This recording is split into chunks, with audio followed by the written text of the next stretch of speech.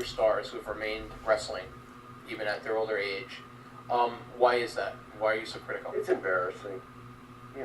It's embarrassing even outside of just looking under microscope at the wrestling business. People, society, our neighborhoods, our communities, our world depends on the people. When they reach an age where they are grown up, they think and act like it, and they, effectively and properly mentor young people. And when you see, it's embarrassing for everybody, even people that may enjoy to seeing Ric Flair in the ring say something. There's something wrong with this.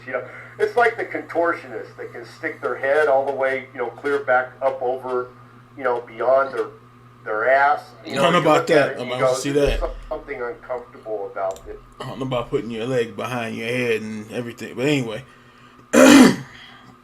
Yeah, I never thought Flair would leave it. I never thought Flair and Hogan would leave it alone. They were out there for a long time. And Flair, was it last year or this year? He came back again. Then he said something about the match he didn't like or something. He wants to come back again at 76 years old. However, no, now he's not all things. Vince is older than him, but still 70 something. And Hogan's back is gone, so he can't get back in there. So, but the new guys ain't getting in the ring at 60 years old or whatever. They're not doing that. Yes.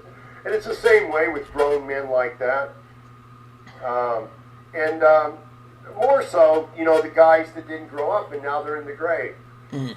And their families are left behind, and their loved ones and everything else. Was it worth it to continue to hold on to an image of themselves that ultimately caused them not to be here anymore? They have nothing to offer. Right. You just touched on it, but you were very critical on your website about the deaths of Rick Rude, Kurt Hennig, Davey Boy Smith. So many guys from your era. Rick Rude I wasn't, only because I just got tired of it. You know what I mean? I got tired of making responses. Davey Boy I was. Kurt Hennig, I said something to the effect that, he died in a budget hotel room, hovered over his dirty little bag of street drugs. Oh. That's exactly the way it was. That's the scene, behind the yellow tape. Is there anything that could be done to stop this tidal wave This of deaths? vicious cycle of self-destruction. No, there you go. Is there anything that could be done? Is it just a lack of maturity on that? Yeah, people people need to grow up, man. They need, they need to quit sitting in their own pile of poop and just life is not easy. There's no guarantees that it's always going to be sunny, and everything's always going to be one way or another. But you got to go through the different stages.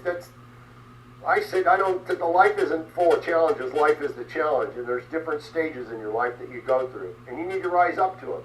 When they were young, and there were only so many spots in the wrestling business to be in the top. They rose up to that challenge, and they did it. Well, when they get older and they have kids, and their kids are growing up, and they depend on them for their philosophies of life so they can go out and strive to have happy lives and productive lives, then the challenge there is to rise up and be the mentor they need to have. Not continue to, fantasize that you're still 20 years old and these are the goals you need to set for yourself. I'm not 20 years old. Encouraged by that. I'm disgusted by it. My kids are growing up in this world, and it's important to me that there are more people like that than guys that, that can still get in the ring and wear trunks 50 years old and built the business.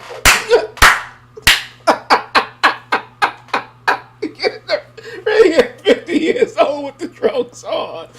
Woo, boy, that was funny. But no, I know what he know what he means. Though it's like he's talking about these people with the club thing. I was like, you're in the club at 50 something years old, so like sit down somewhere. I never really cared for the club shit anyway. I don't care about no club, but yeah, like what the hell are you doing? Yeah, because I know Booker T who was talking about who's gonna tell this man or whoever to quit. And it's like, it's not about making somebody quit. It's like, you get in the ring and you get hurt real bad. Suppose you can't walk no more. Or you can walk, but you got to walk with the stick. And you're not even 70 years old. So, it's rough. It's like, and he's talking about you can't be the top dog no more. It's like, yeah, you got to eventually, I know they overused this word, pass the torch, but it's true. You got to turn it loose. Yeah. Even though I see a clip here with what's his name? Mike Tyson. He's he had like a little exhibition match, but he's not trying to keep get back in there. Even though he could knock a lot of people's heads off, still he's not trying to keep getting back in there. So because I remember he was talking about some video I was watching. They talked Ali into coming back in the day, and he got beat real bad. I said, oh boy.